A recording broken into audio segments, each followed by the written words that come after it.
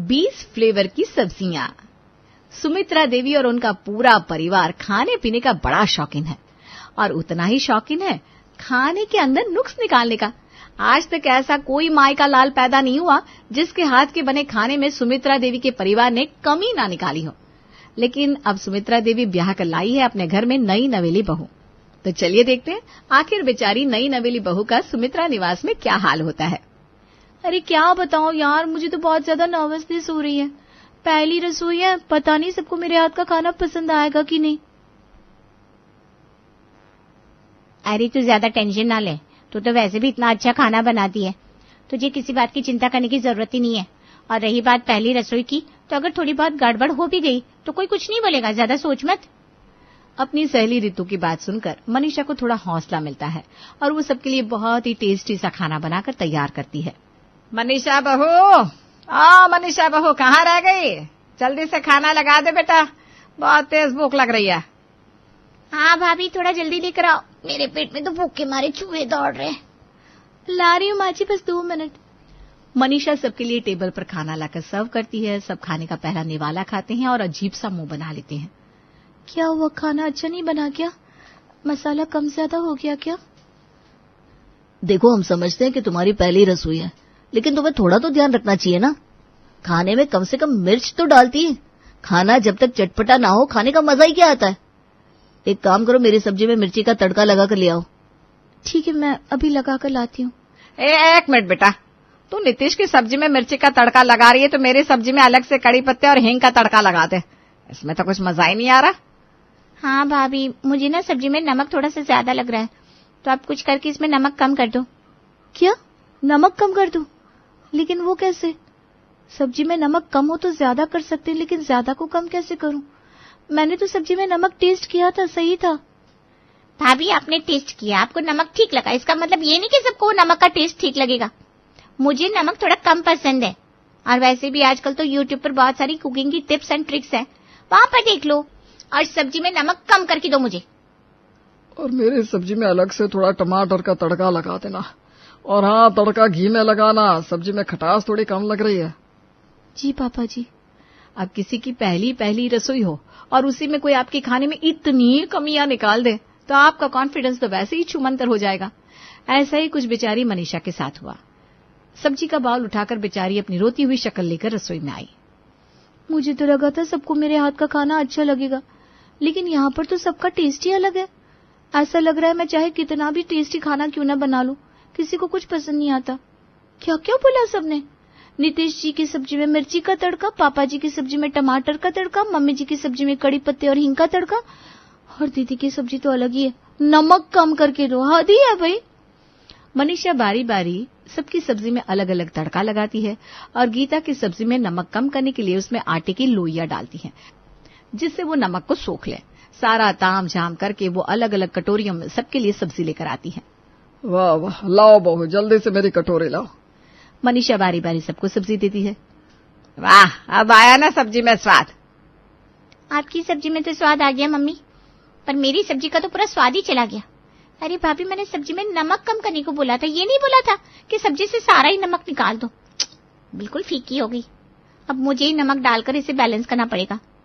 एक तो बेचारी मनीषा ने सबके लिए इतना तामझाम किया और लास्ट में गीता की बात सुनकर बेचारी की सारी मेहनत मिट्टी में मिल गई।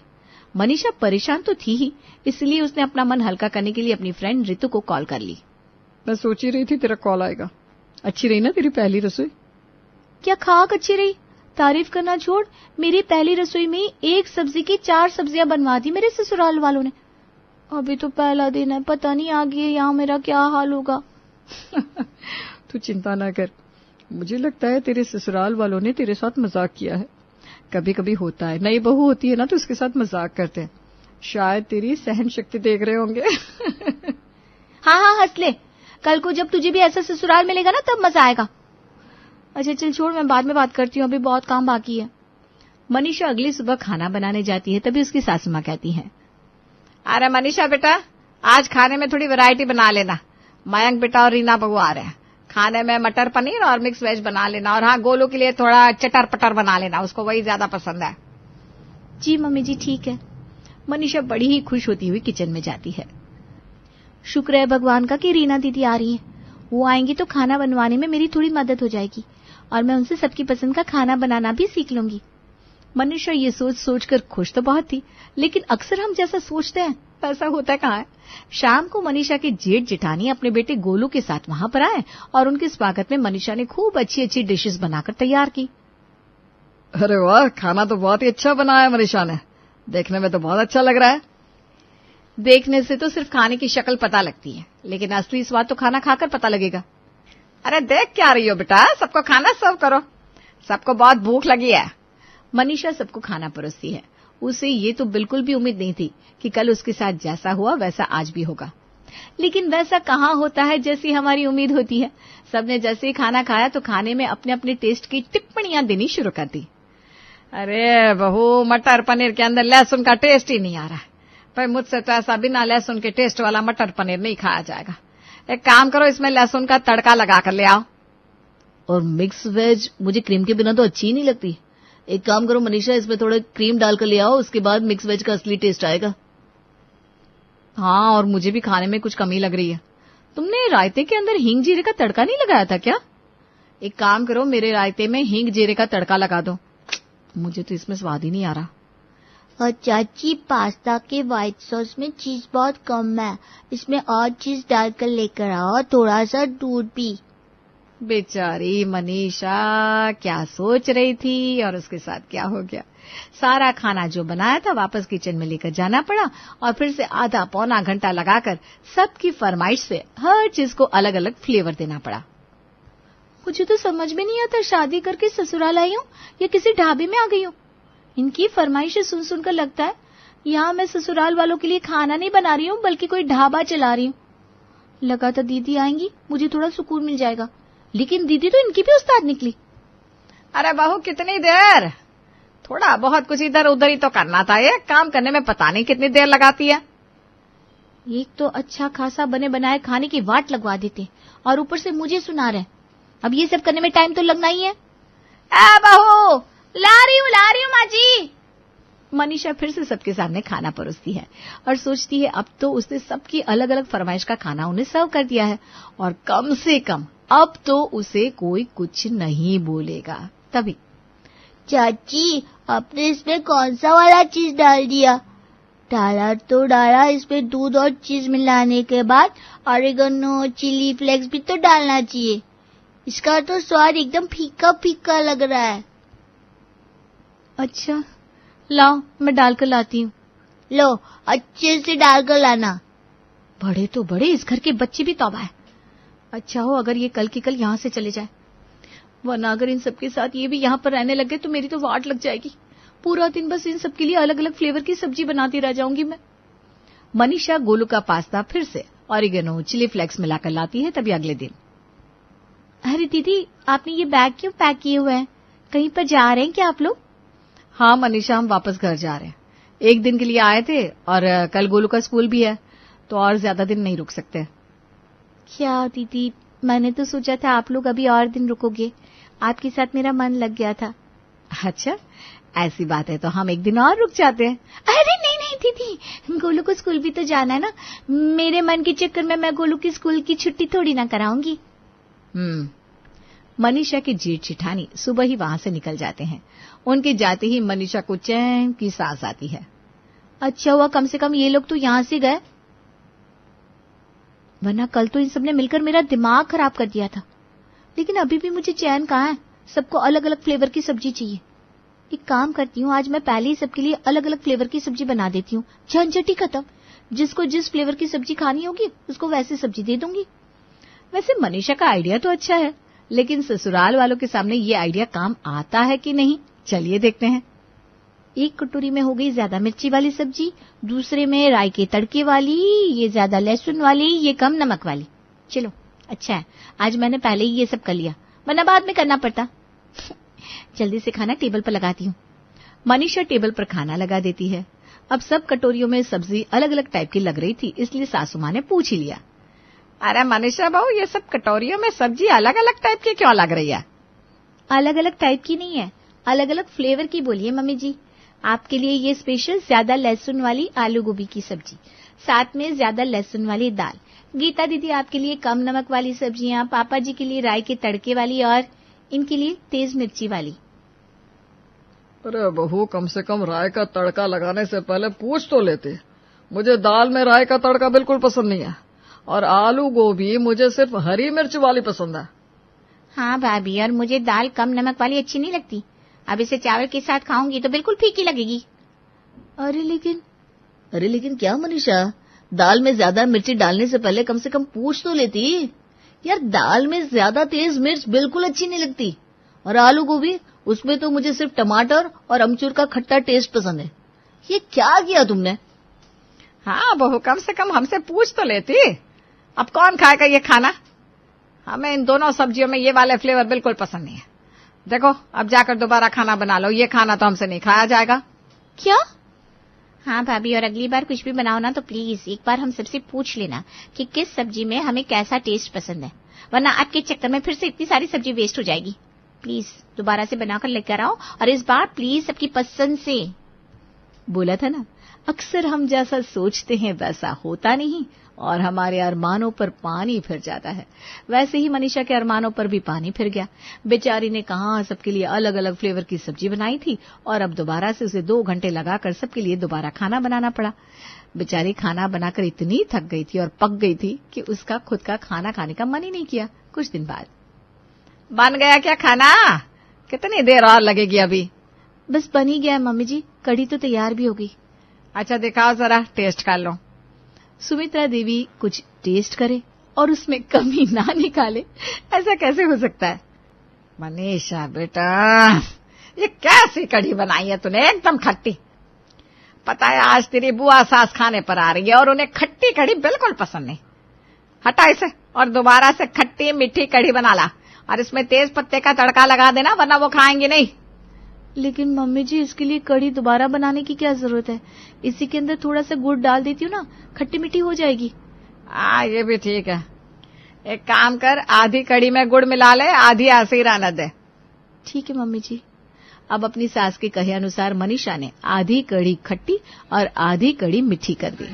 लेकिन अभी भी क्या गारंटी थी कि सबको उसके हाथ की सब्जी आज पसंद आएगी और फिर से उससे कोई सब्जी में अलग अलग फ्लेवरिंग नहीं करवाएगा। शाम को बुआ सास घर आई और मनीषा ने सबके लिए खाना सर्व किया, और होना वही था जो हर रोज होता था। अरे ये क्या बना दिया, कढ़ी के अंदर गुड़ किसने डाल दिया? अरे जीजी, आपको तो गुड़ वाली खट्टी मीठी कढ़ी पसंद है ना, खास आपके लिए ये कढ़ी बनवाई है। इस खट्टे मीठे खाने के चक्कर में गुजराती घर में शादी कर ली और पूरी जिंदगी इतना खट्टा मीठा खा लिया कि अब इस खट्टे मीठे से ही नफरत हो गई। मुझे नहीं खानी ऐसी खट्टी मीठी कढ़ी, मुझे सिर्फ खट्टी कढ़ी चाहिए। ला बहू, मुझे खट्टी कढ़ी दे दे। जी बुआ जी। अब बची हुई आधी खट्टी कढ़ी तो बुआ जी खा गई, और बाकी सबके हिस्से में आ गई खट्टी मीठी कढ़ी जो किसी ने नहीं खाई। अरे भाई, मैं तो ये खट्टी मीठी कढ़ी नहीं खाऊंगा। पता नहीं क्या बना दिया ये तुमने। अरे लेकिन मुझे तो मम्मी जी ने। अरे बहू, जब सब कह रहे हैं कि उन्हें ये खट्टी मीठी कढ़ी नहीं खानी, तो दोबारा से कढ़ी छौंक दो ना। और बेटा, इस बैंगन के भरते में अलग से प्याज टमाटर भून कर डाल दो, और थोड़ा सा किचन किंग मसाला मिला देना, और हरा धनिया डबल कर देना। और हाँ भाभी, आपने ये जो बटर पनीर मसाला बनाया है ना, इसमें मुझे बटर का टेस्ट ही नहीं आ रहा। इसका फ्लेवर भी कुछ खास नहीं लग रहा। आप ना इसमें दोबारा से बटर का तड़का लगा दो, और तड़के में बटर के साथ थोड़ा सा बटर पनीर तड़का का मसाला भी डालना। बहुत फीकी फीकी सी लग रही है। वैसे तो इस महारानी को सब्जी में नमक ज्यादा लगता है, अब अलग से मसाला चाहिए। हाय बड़े, इन लोगों ने मेरा दिमाग खराब करके रख दिया। बेचारी मनीषा इतनी मेहनत से घंटों लगाकर खाना बनाती, और हर रोज घर वालों की पसंद की अलग अलग फ्लेवर की सब्जी के चक्कर में उसकी मेहनत डबल हो जाती। उसका पारा हाई होकर उसके सर पर चढ़ गया था। तभी कुछ दिन बाद उसके पास उसकी फ्रेंड रितु का कॉल आया। रितु कहाँ गायब है आजकल? ना कॉल करती है ना मैसेज करती है, और आधी बार तो मेरी कॉल रिसीव भी नहीं करती। क्या बात है, सब कुछ ठीक है ना तेरे ससुराल में? अरे क्या ठीक है, इन लोगों ने मेरा दिमाग खराब करके रखा हुआ है। कुछ भी बनाओ लेकिन हर सब्जी में कमी निकालनी है। किसी को वही सब्जी कम मिर्ची के साथ चाहिए, किसी को वही सब्जी ज्यादा मिर्ची के साथ, किसी को कम नमक खाना है, किसी को तेज खाना है, किसी को तेल का तड़का चाहिए, किसी को घी का तड़का चाहिए। ऐसा लगता है ये कोई घर नहीं है बल्कि ढाबा है, ढाबा। थोड़े दिन अगर मैं यहाँ पर रही ना तो ये लोग मुझे पागल कर देंगे। अरे अरे अरे, इतनी क्यों परेशान होती है? पहले तो तेरे पास हर चीज का सोल्यूशन होता था, तो इस चीज का भी कोई सोल्यूशन निकाल ना। तू क्यों अपने खुराफाती दिमाग को अंडर एस्टिमेट कर रही है? थोड़ा सोच, कुछ ना कुछ सोल्यूशन मिल ही जाएगा। रितु की बातों से मनीषा के अंदर कॉन्फिडेंस आता है और वो शुरू करती है अपने खुराफाती दिमाग को दौड़ाना और हंसती हुई किचन की तरफ जाती है। अब आएगा मजा। अलग अलग फ्लेवर की सब्जी खानी है ना इन लोगों को। अब खिलाती हूँ इनको अलग अलग फ्लेवर की सब्जी। अब तो चाहे ये 100 फ्लेवर की सब्जी भी क्यों ना मांगे, तब भी मुझे कोई दिक्कत नहीं है। देखो मैं क्या करती हूँ। वैसे मनीषा की बातें सुनकर आपको क्या लग रहा है, उसने क्या किया होगा? नहीं लगा पा रहे अंदाजा? चलिए कोई बात नहीं, हम देखते हैं ना क्या करती है वो। मनीषा ने डाइनिंग टेबल पर गैस लगा दी और वहां पर सिलेंडर रख दिया। अरे बहू, ये क्या कर दिया तूने? डाइनिंग टेबल पर ये गैस सिलेंडर और चूल्हा क्यों रख दिया? माफ करना मम्मी जी, मैंने बहुत कोशिश की लेकिन आप सबकी पसंद के फ्लेवर की सब्जी मैं बना ही नहीं पा रही हूँ। और हर रोज आपको खाना खाने के लिए कितना इंतजार करना पड़ता था। इस चक्कर में गैस सिलेंडर भी डबल खर्च हो रहा था। तो मैंने सोचा आज से मैं किसी भी फ्लेवर की सब्जी बनाऊंगी ही नहीं। क्या मतलब? आज के बाद तुम सब्जी बनाओगी नहीं? तुमने ये गैस सिलेंडर इसलिए यहाँ पर रखा है कि आज से हम खुद खाना बनाएं? अरे नहीं नहीं नीतीश जी, आपको खाना बनाने की कोई जरूरत नहीं है। देखिए अब सबकी पसंद की फ्लेवर की सब्जी तो मैं बना नहीं पाई, तो मैंने सोचा क्यों ना आज से आप लोग खुद ही अपने पसंद की फ्लेवर की सब्जी बना लो। मैंने सारी सब्जियां उबाल कर रख दी है। अब जिसको जो मसाला पसंद हो, जो तड़का लगाना हो, आराम से लगा सकते हैं। ना कोई सब्जी खराब होगी, ना बार बार सब्जी को ठीक करने का कोई झंझट होगा। जिसे नमक कम खाना है वो नमक कम डाले, जिसको मिर्ची तेज खानी है वो मिर्ची ज्यादा डाले। क्या? हाँ मम्मी जी, अब किसी को बार बार सब्जी के फ्लेवर चेंज नहीं कराने पड़ेंगे और ना ही खाने के लिए ज्यादा वेट करना पड़ेगा। यहाँ पर सारे मसाले हैं। चलिए अब जल्दी से शुरू हो जाइए, अपने अपने पसंद की फ्लेवर की सब्जी बना लीजिए। और तड़के के लिए ना सब कुछ है यहाँ पर। फिर भी कोई भी चीज चाहिए तो मुझे बेझिझक बता देना, मैं 1 मिनट में लाकर दे दूंगी। मनीषा की ये हरकत देखकर कोई कुछ नहीं बोल पाया। अब सबने खुद अपने अपने पसंद के फ्लेवर के हिसाब से सब्जी में तड़का लगाया और मनीषा ने फाइनली इस अलग अलग फ्लेवर की चंगुल से अपना पीछा छुड़वाया। और ससुराल वाले भी कब तक खुद सब्जी में अपनी अपनी पसंद के फ्लेवर के तड़के लगाते। इसलिए जैसा मनीषा बनाती, अब बिना कमी निकाले सबने वही खाना शुरू कर दिया।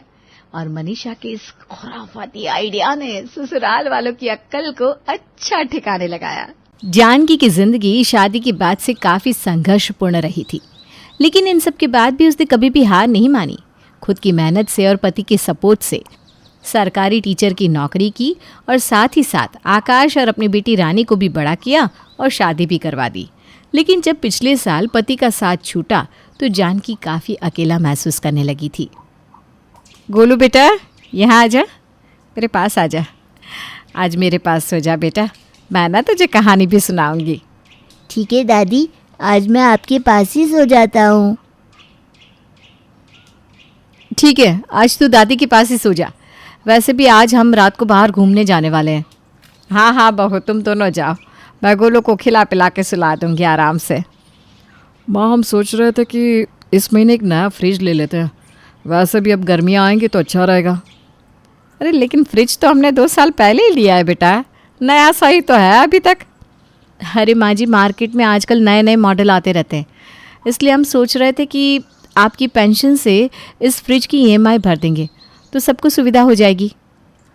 देखो, मुझे तो लगता है कि हमें ये बेफिजुल के खर्चे नहीं करने चाहिए बेटा। हाँ, अब मैं कौन होता हूँ आपसे पैसे मांगने वाला। ठीक है, नहीं लेते नया फ्रिज, यही चलाते हैं जैसा आप कहे।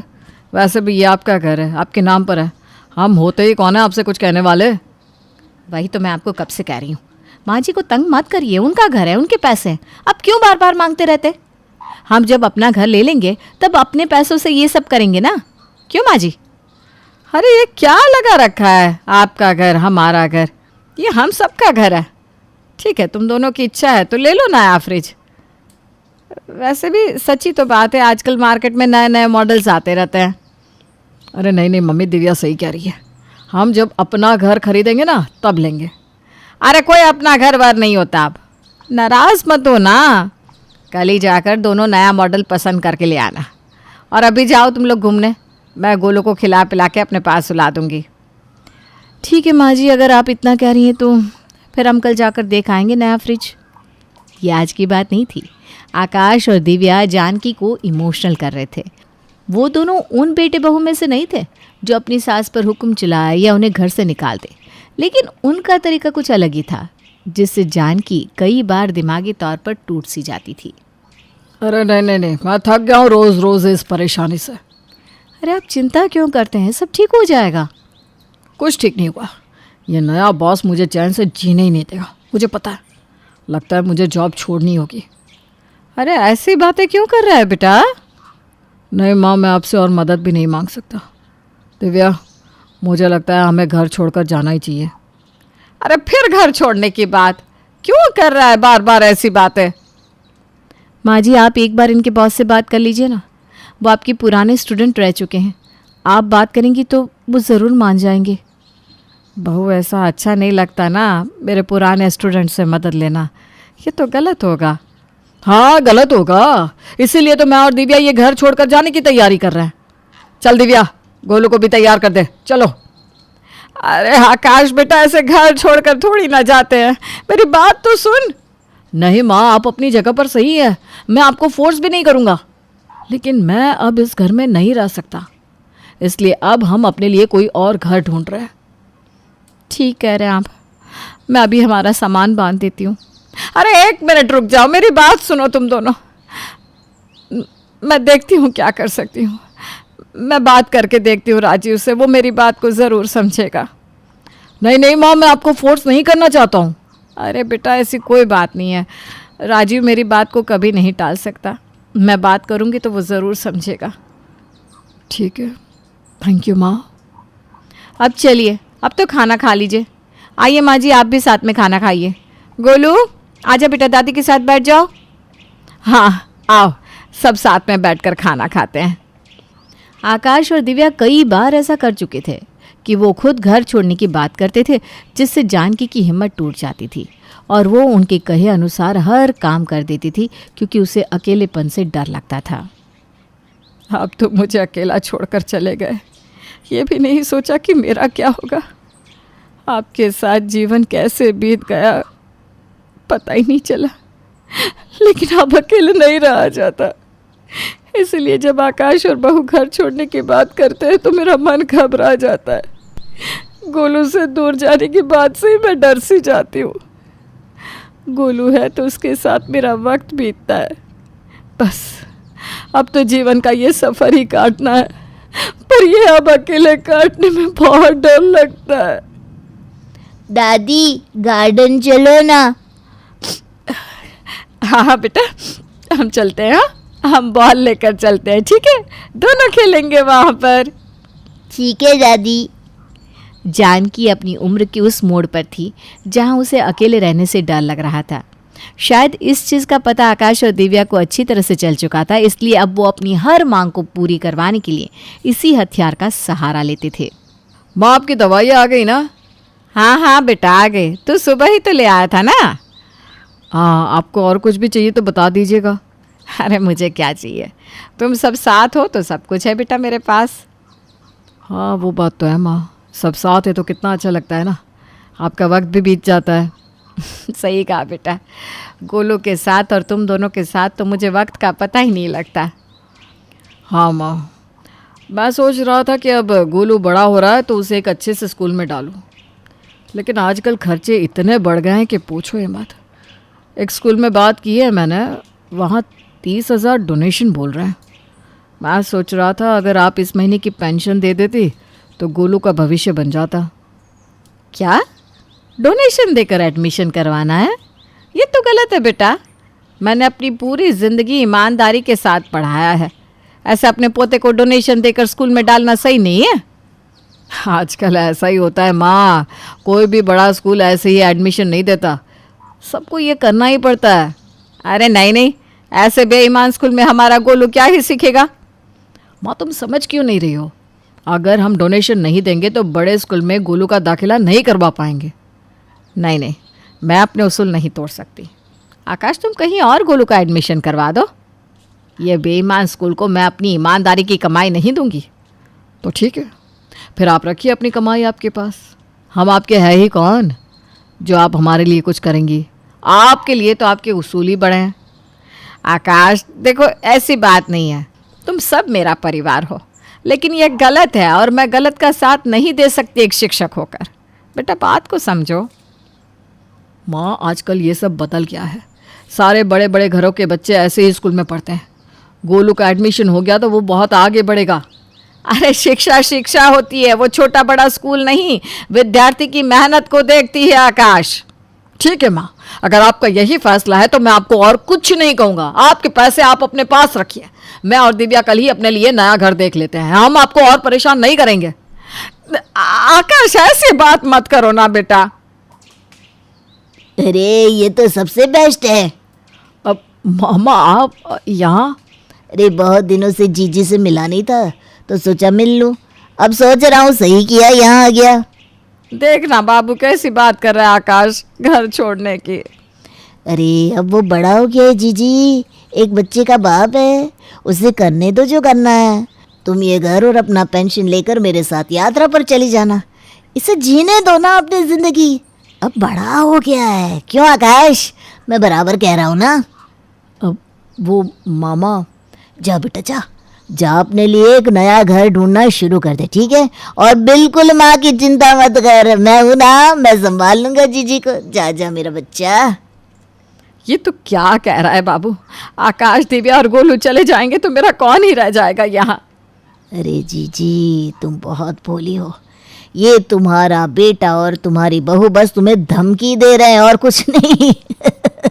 कहीं नहीं जाने वाले ये, देखना सुबह ही तुम्हारी धमकीबाज बहू आएगी आंखों में आंसू लिए। जैसा बाबूराव ने कहा था जानकी से वैसा ही हुआ।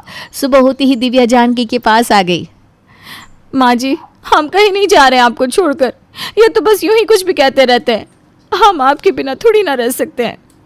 अरे मैं हूं ना, अरे बहू मैं देख लूंगा जीजी को, तुम लोग जाओ अपनी जिंदगी जियो बेटा।